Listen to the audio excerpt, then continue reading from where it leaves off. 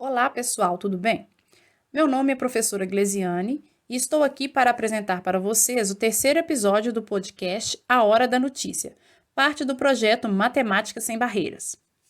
Hoje faremos uma edição especial extraordinária e falaremos sobre Zumbi dos Palmares, símbolo de luta e resistência contra a escravidão, cuja morte, em 20 de novembro de 1695, serviu como inspiração para o Dia da Consciência Negra.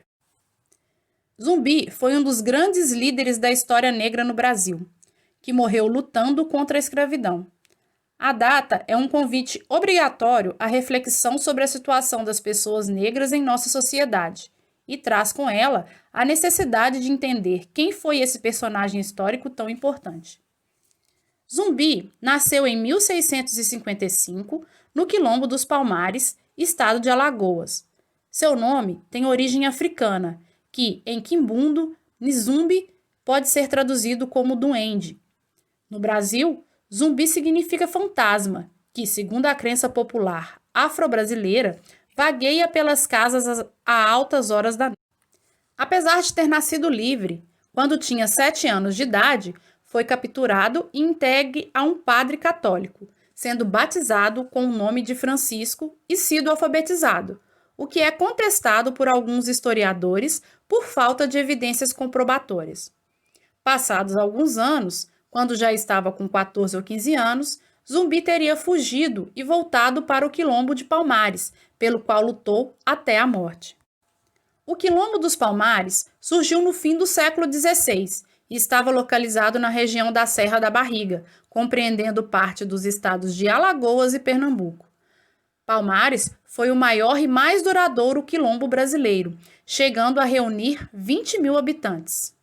Os quilombos eram comunidades livres, povoados de resistência que seguiam os modelos organizacionais da República e recebiam escravos fugidos das fazendas do Brasil colonial. Antes de ser liderado por Zumbi, o Quilombo dos Palmares era governado por Ganga Zumba. Zumbi era o homem de confiança de Zumba e trabalhava como líder do exército de Palmares. Fontes históricas revelam que Zumba havia feito um acordo de paz com os portugueses, concordando em ir para outra aldeia por eles escolhida. Nesse acordo, os escravizados fugidos seriam devolvidos para as fazendas e apenas quem nasceu no quilombo seria livre. Zumba teria firmado esse tratado mediante a chantagem dos portugueses, que sequestraram seus familiares e usavam como moeda de troca.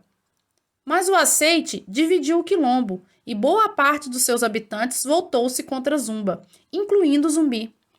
Zumba então foi morto e não se sabe quem foi o responsável por sua morte. Mas, após a morte dele, Zumbi se tornou o novo líder de Palmares, por volta de 1678. Uma invasão ao Quilombo dos Palmares foi organizada 15 anos depois, pelo bandeirante paulista Domingos Jorge Velho, a pedido do governador da capitania de Pernambuco. Zumbi foi ferido durante a destruição da capital de Palmares, em 6 de fevereiro de 1694.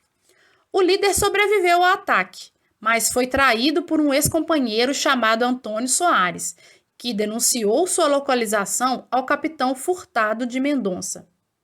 Foi morto, juntamente com 20 guerreiros, quase 2 anos após a batalha, em 20 de novembro de 1695.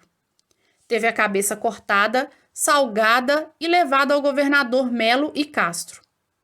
Em Recife, a cabeça foi exposta em praça pública, visando desmentir a crença da população sobre a lenda da imortalidade de Zumbi.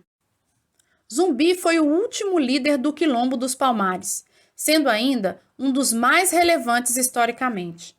Admirado e respeitado pelos quilombolas por suas habilidades como guerreiro, que incluíam coragem, liderança e conhecimento estratégico militar, lutou pelo fim da escravidão e ficou conhecido como líder severo que não admitia a dominação dos brancos sobre os negros.